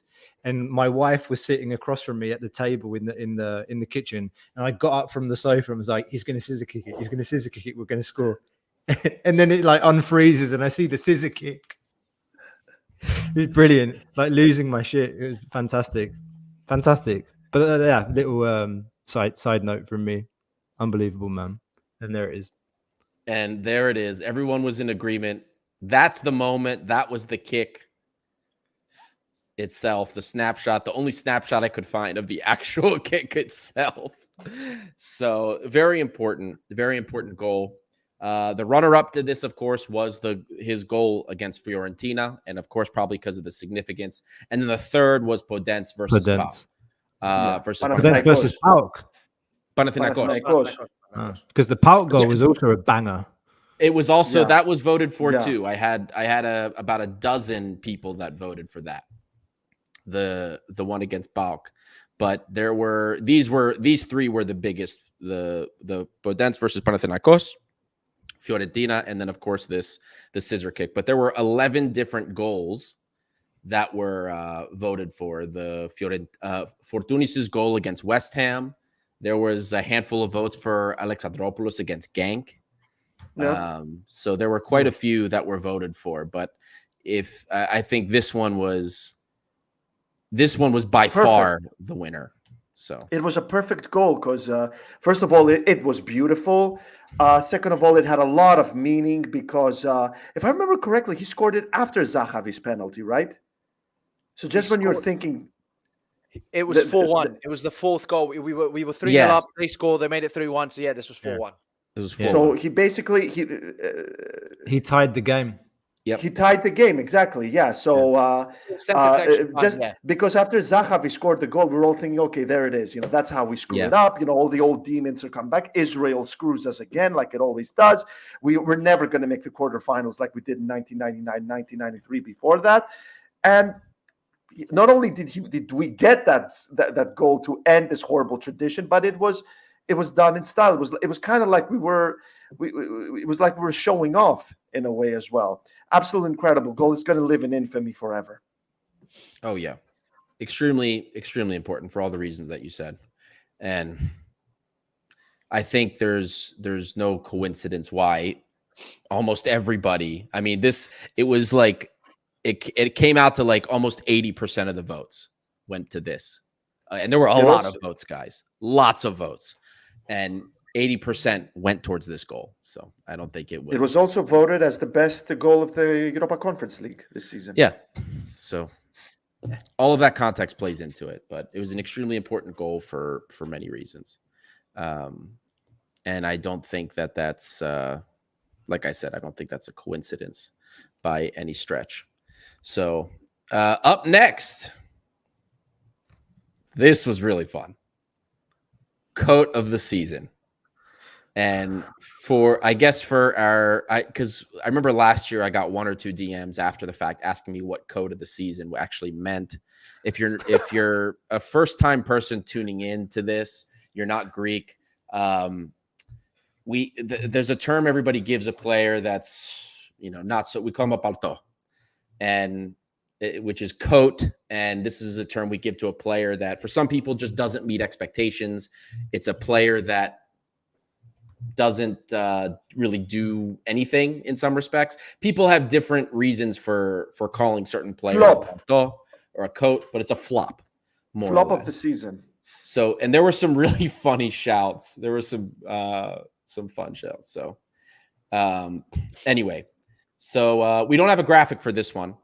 So we're just going to tell you who the code of the season was. Brother, one by one. Yeah, well, that's what I meant. That's what I meant. So you guys I was getting worried for a second, Adi. I was like, "Oh shit, no, you've got the MVP next." I was going to say you're going to click the wrong thing. I was looking at the I MVP, didn't have a graphic. I was like, if anyone's voted for this person as coat of the season, they need to get their fucking eyes checked. Actually, but we'll get into that. But just tell me who you guys voted for first. Alphabetically again. I can't remember. How do you go first? Oh, I go first? Oh, for me, I've been making fun of this guy all season. Nicolas Freire. That's my coat. I mean, Nicolas Freire is that coat I had on last year. He was that express like cotton wool coat that like it kind of feels nice, looks nice, but I don't really wear it anywhere. So it just sits in my closet all year, does absolutely nothing except catches dust. Thank God. It was a gift from somebody, so I didn't pay anything for it. But still, it's like one of the most useless things I own. So that is Nicolas Freire, except he was more useless in that he gave up penalties. So anyway, that's me. Mine was the man with the skateboard. Scarpa. Yeah. Scarpa, the man with the skateboard. That was mine. So underwhelming, and with all that stuff last season, it's like, oh, he went to Forest, he's coming to us. Oh yes, he's coming to us finally, and then just being completely underwhelming. I remember his debut having like 6 shots off target, like firing from 30 yards. Like, all right, mate, like try and get a better shot on goal. But yeah, no, completely underwhelming. He's my coat of the season. Yeah, the expectation were way higher than Freire for me. And for Scarpa? Yeah, and I think Freire had better games than Scarpa, because Scarpa had no good games, like no good moments. I don't recall. Freire gave up goals. Scarpa didn't do anything, but at least he didn't give up goals. Also, maybe it was just me, but like I remember the scouting report talking about this. I was worried because I saw Scarpa's Brazil performance a function of his understanding of his teammates and the way the game flow was. And I always had a fear that he would never do that in Europe, or that the expectations people had would be something different. Like there were people saying like, oh, he's like Ronaldinho, it'll be great. It's like, no, I don't see that from this player. This guy doesn't beat people one-on-one. He makes great plays. He plays the ball behind the lines. So if he doesn't do that, nobody will like him. So Scarpa for me wasn't the big surprise, especially all the nonsense about where he was going. It just seemed like a disaster waiting to happen. So maybe that's my expectation. Well, I completely agree with both Costa and Marcial, because when Freire arrived, I didn't think anything of him. I didn't see him as the guy who's going to end our defensive troubles, and nobody even not even the usual suspects in Greek journalism, Greek sports journalism, didn't present him as the next easy Dimitri, as the next Olof Mellberg. Easy, no virtual slapping. Yeah, but they please. defended him. They defended him to high heaven when he was single-handedly ruining things before Retsos did. And I remember that because... Whereas... No, go ahead. No, I was saying, I remember that because all I did was get upset with people for getting upset with Retsos when Freire was making worse mistakes. I will hold that because I remember getting into those arguments with the same fucking people. Excuse my French. No, so maybe that's why I completely agree with you. But whereas when Scarpa did join, he was presented like Giovanni, like Rivaldo, like the Brazilian connection. Yeah. You know what I mean? The next great Brazilian for Olympiacos. It took ages until he arrived at Olympiacos. It was an absolute nightmare reporting that saga because I was getting half of my sources were saying he's going to Forest, the other half was saying he's going to Olympiacos. Well, both of them were technically right, and he didn't do anything at all at Olympiacos. You mentioned that at least he didn't give away goals. Well, he's not a defender, and he was never a starter as well. He always came off the bench. Did he ever start for Olympiacos, Gustavo Scarpa? He did. One game. Yeah. I'm sure he did. Yeah. Whereas Freire was a starter, though. Like, he did start European games and Greek games. So I'm going with Scarpa because, well, the way he was presented, he wasn't half bad / awful at Nottingham Forest. The fans liked his character over there. So yeah, I'm going with Scarpa. I disagree with all of you because if it's based on expectation, guys, then I'm sorry. The biggest coat coming in with the biggest expectation at the start of the season is our fucking Norwegian idiot Solbakken. I agree. No, that's a very good shout. I'm sorry, Scarpa. I did not hear anyone called Scarpa Giovanni or Rivaldo or anything like that. But I had people say the next great Brazilian. The next great Brazilian. Yeah, they were saying. I thought people were saying Solbakken was the next coming of Christ. Like as if he was the Messiah or something. I remember my social media was blowing up. Was signing, "O Pektaras από τη Roma, και θα τους χαμίσει όλους." I swear to God, Scarpa didn't even play. Solbakken, when he played, was just so disappointing. Like, Freire made mistakes. Scarpa barely played. And the reason I'm picking Solbakken is because of the hype. He just came with like such a big name and came from such a big team that you're like, how can you be this shit? Like, honestly. Yeah. So that one was a very easy, quick answer for me. The minute I saw that, I was like, Solbakken, it's got to be. So I'm surprised none of you went for that. I'm surprised a lot of people in the comments haven't. I think I only saw one comment that actually mentioned Solbakken. Yeah, that's. I thought more people would have felt the same, but guess I'm wrong. Drum roll. So the drum roll is, and again, sorry guys, I don't have a graphic for it. So I'm just going to go through a couple of the top picks, but there were quite a few votes. There were 24 different players nominated for coat of the season. Makes sense. Lots of signings, really bad signings. Actually, funny thing is, there were a dozen votes for Onyekuru still. Amazing. It made me giggle every time I saw it, even though in the grand scheme of things, it was only a dozen. So a very small fraction of the total votes, but it killed me. But our coat of the season for the 4th annual awards, the biggest coat ended up being Nicolas Freire. He was our coat of the season. And it was close. It was very close. I mean, we're talking single-digit votes separating Freire from the runner-up, which was Carvalho. Only 2 votes separated those two. Joao Carvalho was second most. Third place for the coat of the season was Fran Navarro, which I found hysterical because I didn't really think there were a lot of expectations on him anyway. I don't know. Yeah, and he wasn't awful. He wasn't awful. He wasn't great. He wasn't good, but he wasn't like. I mean, we mentioned so many names here, and Carvalho joined us like 2 or 3 years ago. Yep. But he was so that was Navarro was third. Fourth was Solbakken. Yeah. So Solbakken made it in the top 5. Guys, we have a closet full of coats just from this season. Guys, we have a lot of coats this year, man. Depressing. How did we win a European title? Guys, is there a Nordstrom rack in the UK? Do you have that? We are literally in like the clearance rack of like the shitty pea coats, like the fuzzy, itchy ones. Like this is what we're going through here. Difference between like pink, like the old school one that looks like it's from the 1950s. Like these are the coats we're going through. Jesus. Mari Camara made it up here as coated of the season. I think he was, Scarpa was 5th. Oh, Cabral, Joven Cabral was 6th. Mari followed him, and then and then after that was Onyekuru. So can I ask, guys? Can I ask a bit of a butterfly effect question here? What if we won the race for Kirill Despodov? What kind of how different would that season be, you reckon? Because that's how we got Ola Solbakken, because we missed out on Despodov, and obviously, and I feel like, Dimitri, what happened was, the usual suspects in sports journalism who report Olympiacos had to present Solbakken as, as a coup, as even better than Kirill Despodov, even though he was our priority based on the way I understand things. So, butterfly effect. What if we got Despodov? We would have won the Champions League even though we weren't even in it. Okay.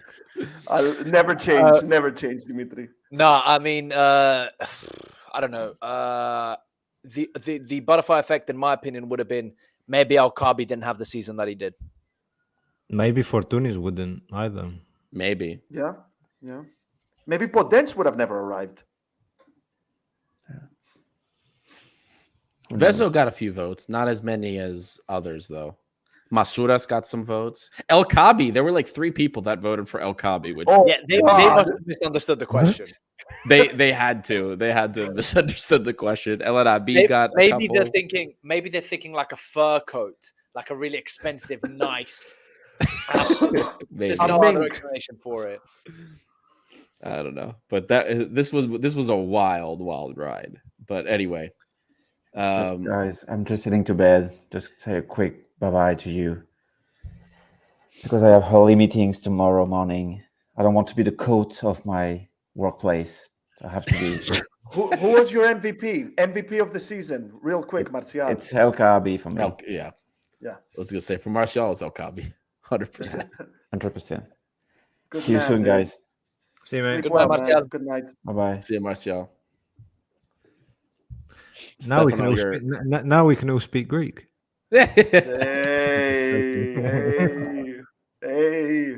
poor Martial. All right, guys. Up next, we've got MVP, most valuable player of the season. Do we want to close with do we want to close with podcast moment of the year then? We usually close with podcast moment. I was going to say, this is our penultimate one, right? This is the penultimate with the graphic. Yeah. Okay. The next one is podcast moment, but we don't have a graphic for that. So cool. There's also a lot more variability. So in that. But anyway, MVP. I will say this about the MVP before we get started. Before, sorry. Stefane, Kreas of all time. I was about to say Costa. That's what he meant to say. Creators of all time. You mean Kreas of all time? Sorry. I had to react to that one. Anyway, there were 9 different players that got nominated for MVP. So a lot more actually than last year. Last year it was only like 3 or 4, if I remember correctly. 9, but anyway, did you say? 9 different players were voted for MVP this year. Mm-hmm. Now, 1 took it away, but actually it was close between 2. I'm sorry. I have the numbers in front of me. It was actually decently close between 2 of them. But anyway, let's get started. Who are your votes for MVP this season? El mine Cavalier. was- Yeah, same. El Cavalier. The man had like 31 goals. How many goals did he get? 33. 33. And 3 assists. La Mine tria, was, ¿qué tal la tria? No, I'm joking. well, mine was very easy in my book, and that was Santiago Eze, because I feel like El Cabi, one of the greatest strikers to ever play for Olympiacos, one of the greatest seasons ever registered in the club's near 100-year history. But I feel like, and I've said it many times on the show, like El Cabi was very was very dependent on good balls, good crosses.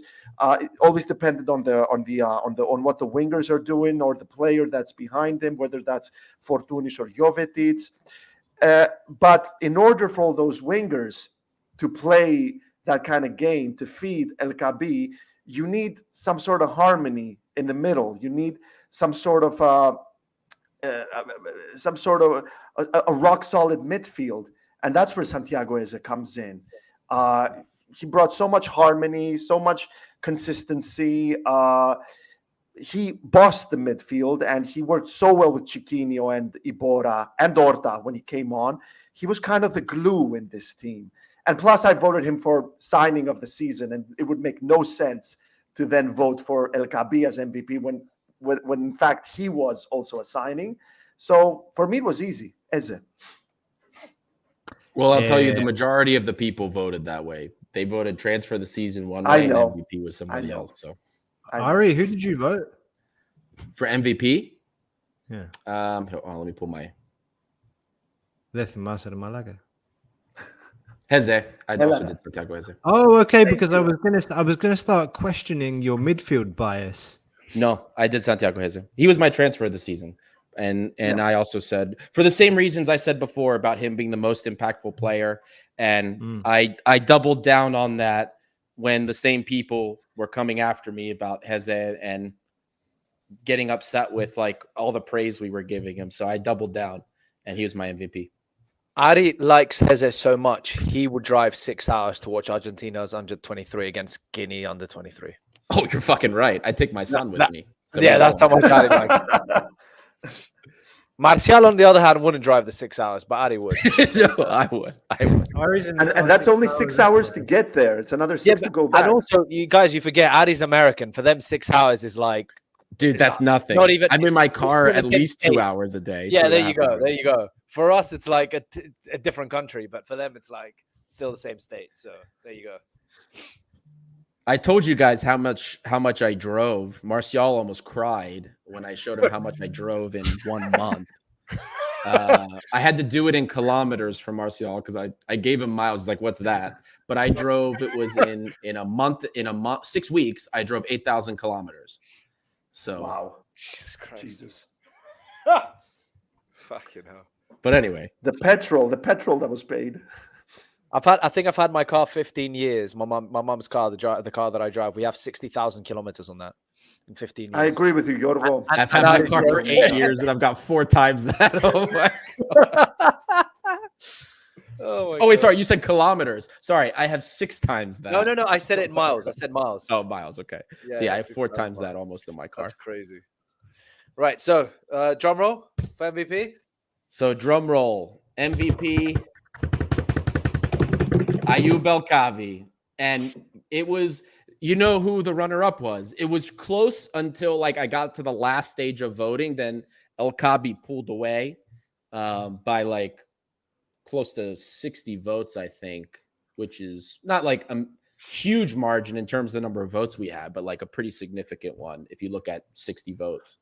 But still, I mean, the runner-up was Costas Fortunis. Yeah. And then Santiago Heze. It just shows. Sorry, Costa. Yeah. No. I mean, obviously very well deserved. But I said it on the WhatsApp. Like, I don't get how, Santiago Heze goes as best signing, and then El Kabi also a signing wins MVP. I just don't get that. So. I tried to explain that a little earlier. Like, at least my logic there was, he's my MVP because I mean, come on, man. Like, He's broken the goal scoring record of Alekos Alexandris from 2002. Was it 31 goals? He's got 33 goals in one season. His first season, he hasn't had a preseason barely. I think Heze came before him actually, but the reason I see a difference there is because Heze actually brings you a transfer fee. Yeah. That's my logic there. So he's a transfer of the season for me, Heze, rightly so. Even if I voted Chiquinho because I wanted to be, not mainstream. But El Kabi might leave for 500k in the end, or whatever his buyout clause is. So okay, that was my logic, at least in separating the two.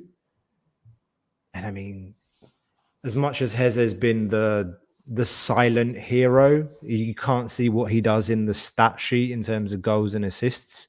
Like, just 33 goals in one season is sensational, and not to mention just scoring that winner in the final. Like, this guy goes down in the history books of Olympiacos forever and ever. Like, after we're dead, like our bones have turned to dust. This guy. Build him a statue.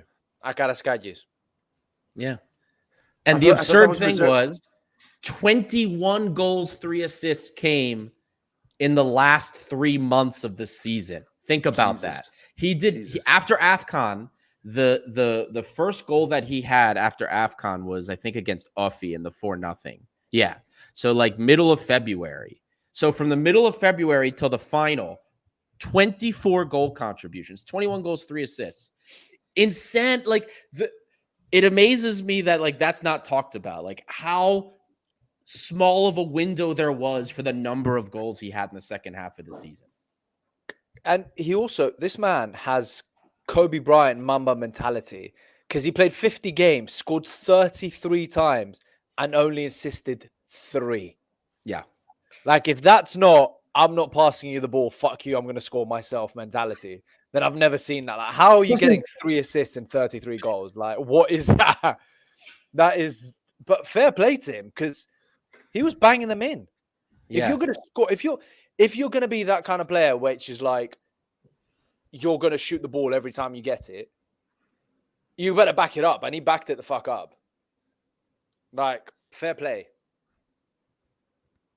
And look, Dimitri, at the bottom. So this is, if you take all season, even that fall 3 month drought he had, right? Or actually, we'll say, because October, November, December, January, 4-month drought that he had. Well, I guess he was at whatever, 4 months without scoring anything for Olympiacos, we'll say, right? And he does this. So he had some really bad accuracy issues leading into this. But if you still take all of that together, over 60% of the total shots he had. So he had 101 shots all season. Over 60 of those were on target. That is insane. Even if you're accounting for his bad form. In the second half of the season, it was about a little over 70%. His goal conversion efficiency in the second half of the season was over 40%, which is nuts. Absolutely insane. It's still like 36% if we take everything. It's crazy. It's just crazy. And like, this is the crazy thing, because in some of these shots on target, like, they were really, really, really good saves. Right. So it's not like he's 1-on-1 and he's fucking blasting it to sta peristeria at the pigeons, that literal translation, or completely missing the target left or right. Like, for example, Maccabi at home. He's 1-on-1 and the keeper makes a great save, if I'm not mistaken. So it's stuff like this. Yeah. Where it should have been a goal. He couldn't have done anything better. The keeper just produced a great save. So really incredible stuff. Incredible stuff. But just on that point regarding the MVP, I just want to, because I know we've dropped a couple of names, but overall, in my opinion, and if you look at the season as a whole, LKB, Fortounis, Rodinei, and Heze, those 4 guys, the minute any of them was not on, it was obvious. Right. Heze against Freiburg. Whenever Rodinei was off, we didn't have an attack from right back. Yeah, especially first half of the season. El Kabi, the goals speak for themselves. And Fortunis, who was our offensive spark and creativity. But Dense was really good too, but Fortunis was basically the majority of the time. It was him. He was that guy. I'm not going to talk about Carmo and how crucial he was when he came in, or Chiquinho, or Zolakis, because they came in, the first two came in as transfers halfway through the season, and Zolakis only played for the last 3 months. But I mean, over players that played for the entire season, it's so clear that they needed to play. And if this is where luck comes in, if they had got injured, this season could have gone so differently. So differently. And Freiburg is the perfect example. Freiburg, that first game against Freiburg, Heze's out. And the minute you see the injury, and you're like, fuck, that's it. That's it. So, yeah. Surprising to have that many crucial players for Olympiacos after the couple of seasons that we've had recently, where we haven't really had big personalities and big time players, to suddenly have that many where you're like, fuck me, yeah. Oh, yeah. And we're over an hour, 40 minutes in now, guys. Again, there's about 350 of you in here right now. Even more have come and gone as we've been going through the live show. So if you haven't yet had a chance, like and subscribe. If you're listening on Twitter, or X, I should say, consider just jumping in onto YouTube. It's easier to interact, easier to follow what's going on, and very easy to set up as well. So consider subscribing and liking, jumping into YouTube rather, and following us there because it's a little bit easier of an experience than just tuning in on X. We appreciate wherever you're tuning in from. And for those of you that will be listening to this on audio, consider giving us a 5-star review on whichever platform you're listening to. All of that's appreciated and really helps to help us find more people. The more engagements, the more we find even others across the world that love Olympiacos. So consider doing that as well and help us continue to grow the red and white community. We're making great strides. We are like, I think 60 or just over 60 away from 5K on YouTube, chugging on Instagram towards 10K. I think there was like less than 30 on Facebook for 6K. Facebook's been kind of like taking off, weirdly enough, but so moving, community's growing. We love it. And we have one more award. It's not an award that goes to any player. It's not an award we have a graphic for either, but we do it every year to see where the fans are in terms of their memories as far as the podcast or the show with their concern. Aris Galamati's already jumping in on that. When Lambro wanted to become Ramon's agent. There were a couple of those, by the way, but let's get into it. Boys, what was your favorite moment if you had to pick for the show? Like, what was your favorite moment in the season? Cosa's tears. That was a pretty big one that was voted on for people. It was that. They're gonna be showing it forever. You wrote something, Dimitris. Dimitris, what did you write? What did you write in the answer? No, I wrote your tears. I wrote your tears, but now that I'm crying like a little bitch is what you yeah, that's what you wrote. now that I'm looking back, if I read that question again, best moment for the podcast, it wasn't laughing, crying like a little bitch. I love that. It wasn't as part of a show, right? It's like, for example, I could say, watching the final. That wasn't part of the show. Or going to the Villa game. That wasn't part of the show. So Costa crying technically wasn't part of the show. It was part of a vlog afterwards. But the question included vlog as well, didn't it? It did. It was memory. Any podcast moment or memory. Because I was going to say, some of these guys that are mentioning the episode where I sounded like a priest. And the laughs I had listening to that afterwards, because I never clocked how bad it was. And then listening to it afterwards on repeat. And it's just like the laughs I had from that was just incredible. So yeah, there you go. From Yorgos Murzanos. Yeah, it's I just remember watching your reactions and I was like, nah, these guys are just taking the piss out of me. But yeah, no, 100% Costa's crying like a little bitch, of course. I mean, I've showed it to people. I've showed it to people at work. Like people at work, because like I went to the final as part of work, right? I managed to wriggle my way in and do this as part of work. So everyone knew I was going. So when I came back, I had so many questions. They're like, how did it feel? I was like, I was crying, this, that. And then I'd always whip out the picture of Costas and I'd be like, this is one of my mates, one of my co-hosts on the show. Look at his tears. This is on national TV. So you're like my example of, so yeah, it's obviously, it's a incredible moment.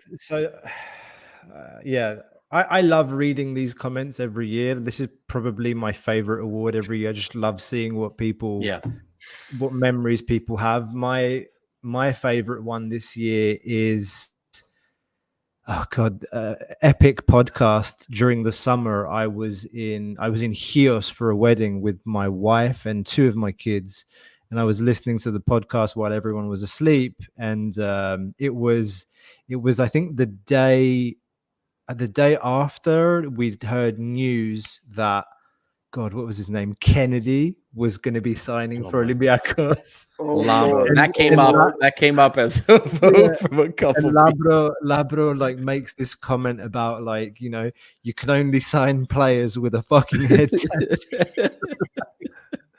Ari, you did that podcast. I can't remember exactly what it was, but I was there as well. Like, I was there as well. I just remember you guys laughing hysterically, and I was laughing on my own, like on the balcony, like the place that I was staying. I was like, oh my God, this is hilarious.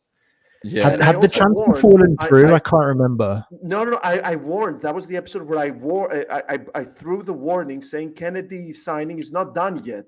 It's not finished yet. Yeah. Don't talk about it like it's finished. It's not done yet. And then the next morning, Kennedy didn't pass medical.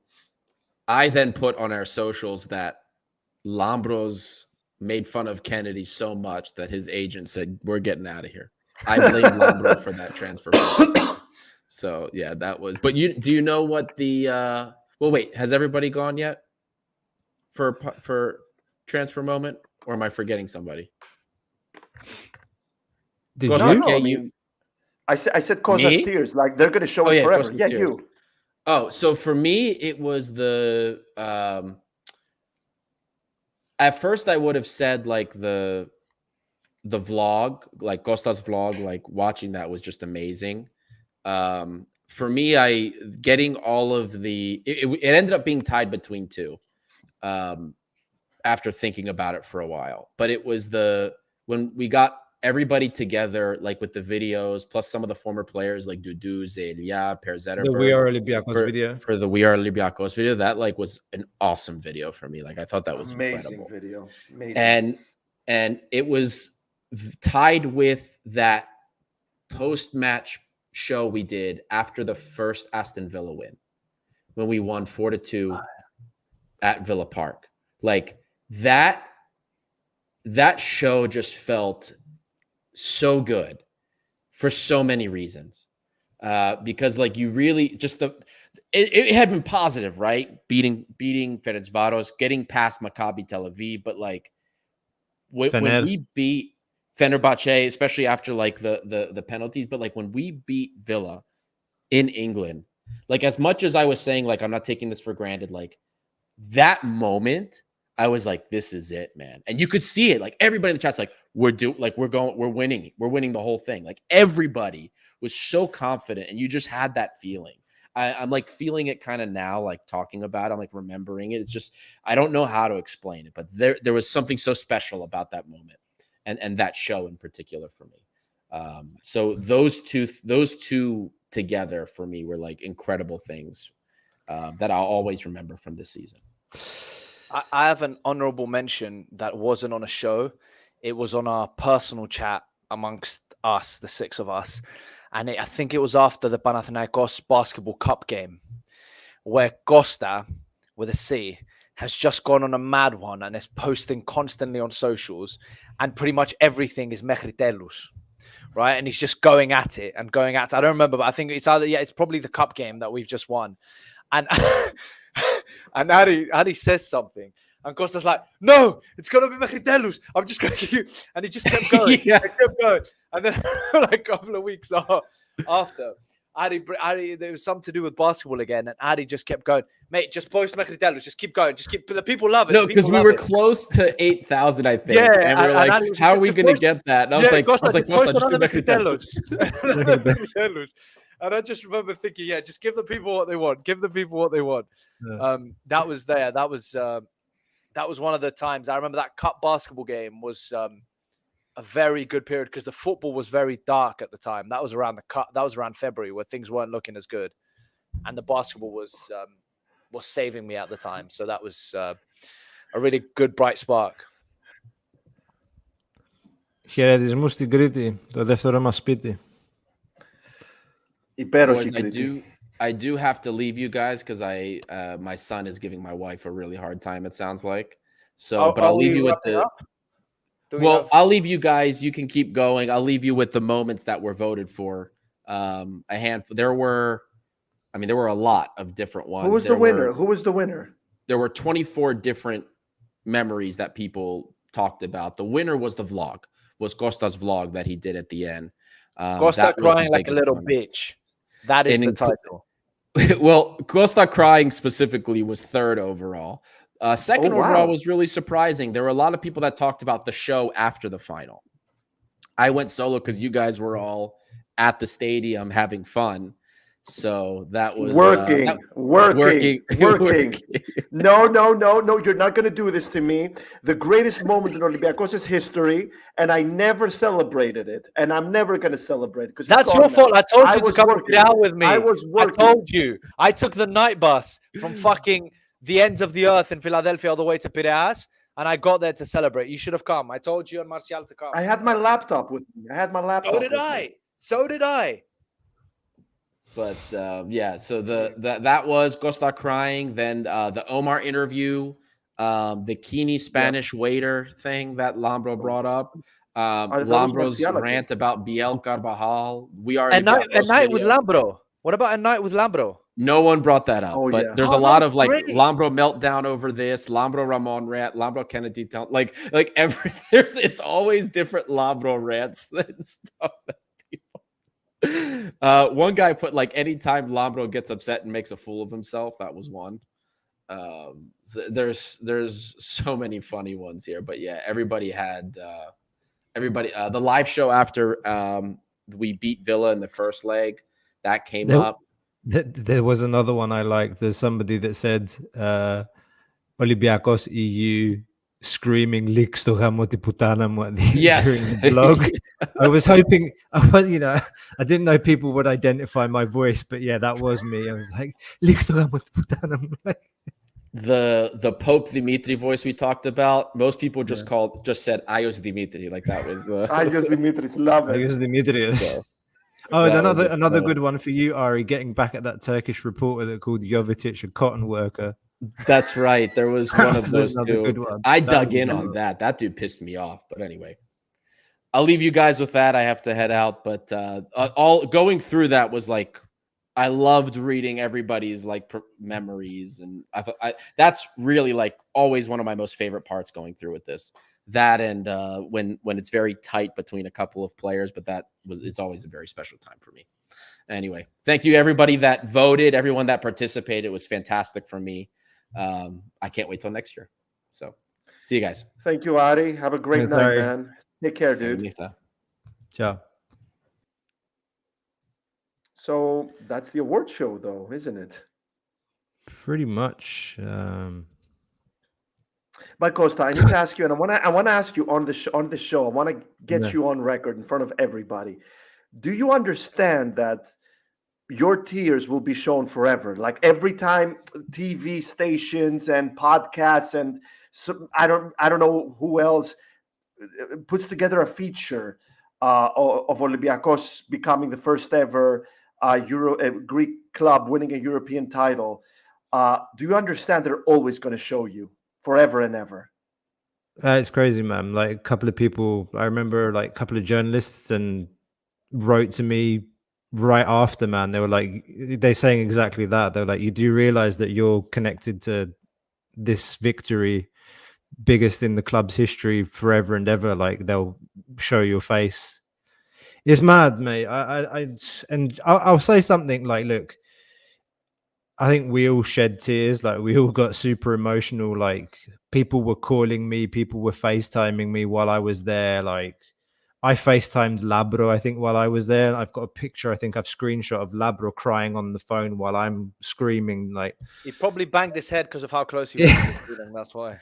no, but do you know what? Like there's obviously like me going crazy on the vlog, and then there's what the cameraman picked up on the TV. And do you know what? That was the moment where Fortunis and I think El Kabi and Pascalakis went over with the cup and they gave it to Yanagi. Is it the little boy, the little boy in the wheelchair?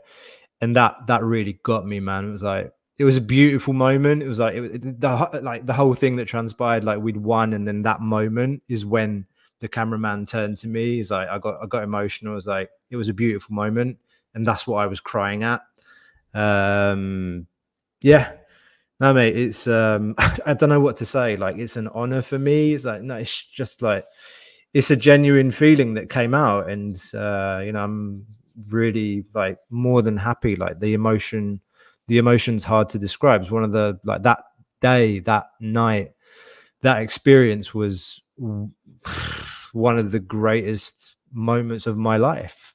To some people, it might sound sad, but that was top, man. I was there with my dad 20 years after winning Euro 2004, which I witnessed with him, like in the stadium in Lisbon, in Dalus against Portugal. To be there with him again, like just surreal, mate.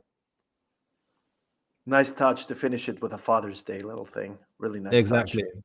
There you go. Shout out to all the dads. To all the dads. Well, happy Father's Day to you too as well, Costa. Thank you, mate. Και στα δικά σας. Εγώ δεν σε έβρισα.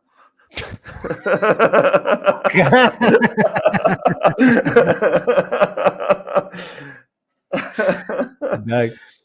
I think this is Nick. I want to say hello to Nicolas. I think Nicola we met in London at the West Ham game from London Club Gate 7. I think that's you. Νικόλα, τι θα γίνει, θα κάθε φορά που ρωτάω για εισιτήριο με έχετε στο περίμενε. Τώρα που με βλέπεις κιόλας, όχι μόνο τον Κώστα και εμένα. Βρείτε τα. Έκανα shameless plugging here to get myself a ticket next time. I don't have to go into the Aston Villa end. Yeah.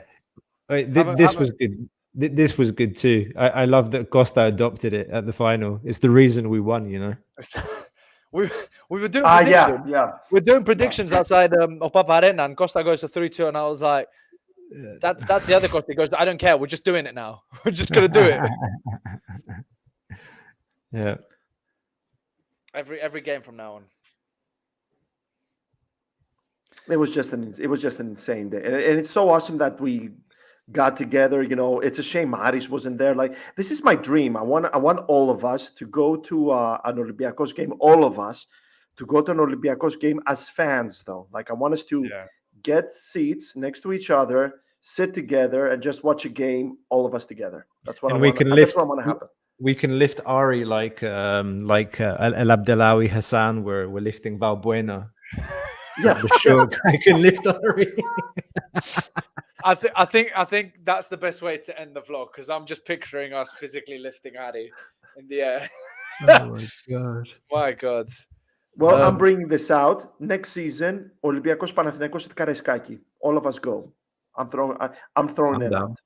I'm down. Yeah. What a game you suggested! My god! Yeah, can you sort us out? Can you sort us out tickets in Gate 7? I'm not that kind of guy. Kostas is much better with these things. Costa the hooligan. Let's all get there. Let's all get there first. I'm down. Let's see the dates, and I'm definitely keen. Well, we're waiting for the fixtures list, of course. Yeah. So let's see. Yeah, that'd be awesome if all of us could watch a game and do a vlog like this. All of us together. That would be sick. Well, that would be the first time that we're all together, all 6 of us. And I'm going to say this before we go. When El Kabi scored the goal, and I took my camera out to, get reactions, get the atmosphere for the vlog, and, get my reaction as well, because, I had to get my reaction as well. I was approached by a UEFA official, a pretty angry UEFA official, who told me to stop filming. When literally everyone was filming around me, he came to me and he said, "Stop filming." And he ruined, like, not only could I not celebrate the greatest goal in Olympiacos history, but I got a dipshit UEFA official on my case. Meanwhile, Martial and I were screaming like little girls. It was fuck me, what moment. Like, it's one of those things that Martial he's always going to be, just like Costa crying is going to be part of Olympiacos history. Martial is going to be a part of one of the most important core memories of my whole life. So, yeah, that beautiful French man is going to be with me forever. I hope he watches this back. But yeah, guys, are we wrapping up? It's been just over 2 hours. It has been 2 hours. 2 really good hours. Nearly 1 o'clock here, Brussels time. 2 o'clock midnight. Midnight UK time. 2 o'clock over there. Boys, So, it's 8 o'clock. I'll close us up. Yeah. I'll close us up then. So, guys, thank you very much for joining us. Thank you very much for voting. More specifically, thank you very much for contributing. This was a really fun, really fun project. It always is every year. Thank you for joining us. Thank you for bearing with us for over 2 hours. There's so many of you, and we're so honored to have you around. Very busy summer. This is going to be a different summer because we don't have to worry about qualifiers for the first time since 2015. Very big season coming up. It's going to be completely different. We have a very tough act to follow. Let's keep supporting the club, and we're going to be with you all the way, bringing you all the coolest news and obviously some amazing interviews. Join us on Patreon if you haven't done so already. Obviously, like and subscribe to help this amazing channel and initiative grow. And we're going to see you very, very soon.